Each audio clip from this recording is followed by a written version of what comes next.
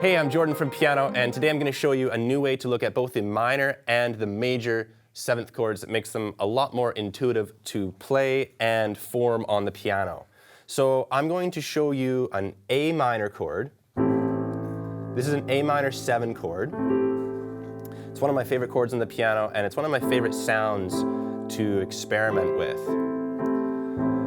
And there's two ways you can look at this chord. You can look at it either as a minor triad plus the minor 7 on top, and that's a really great way to familiarize yourself just with what the chord is. But I like to think of it this way to help me improvise easier. So I think of the bottom half of the chord as my minor triad because I have A, C, and E. But then if I sort of stop and put my hand up to play the top 3 notes of the chord, so I'm going to overlap my 2 notes. So I'm going to play C, E, and G, and now look at that. I'm playing a C major triad that's sort of stacked on top of the A minor. So it's almost like, if you know those Venn diagrams where you have 2 circles that kind of overlap and there's like a middle note,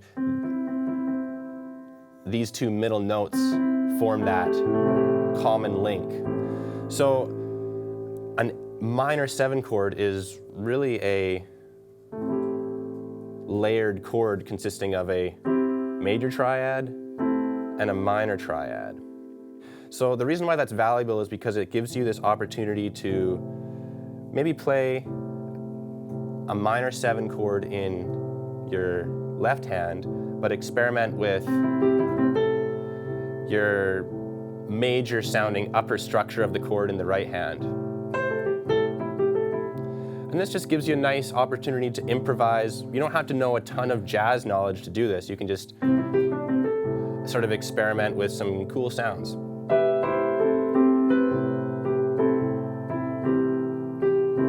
All right, so the minor 7 chord, it's a cool Venn diagram chord. Now I'll show you how I think of the major 7 triads, or major 7 chords. So a major 7 consists of your triad, your C major triad here I'm playing, plus the 7th note of that scale. But if you take that same kind of layered chord approach and sort of break down what those chords are, you can make 2 separate triads out of it. You can make your C major chord, obviously, or you can shift and play an E minor chord on top. So it's like the minor 3 note or chord shape up top. So that's where you get those 2 sounds layered together, and you can use the same kind of mentality when you're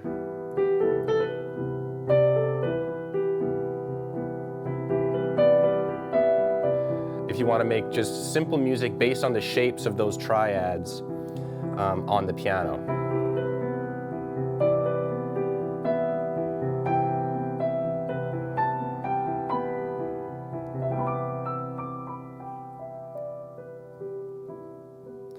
A lot of times coming up with cool ideas is as simple as just experimenting with the tones of the chords you're playing with.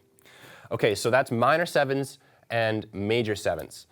They're a lot simpler and more intuitive and more versatile to play when you think of them this way. So I hope you enjoyed this video. Be sure to check us out on our YouTube channel and also check us out at pianote.com, and I'll see you soon.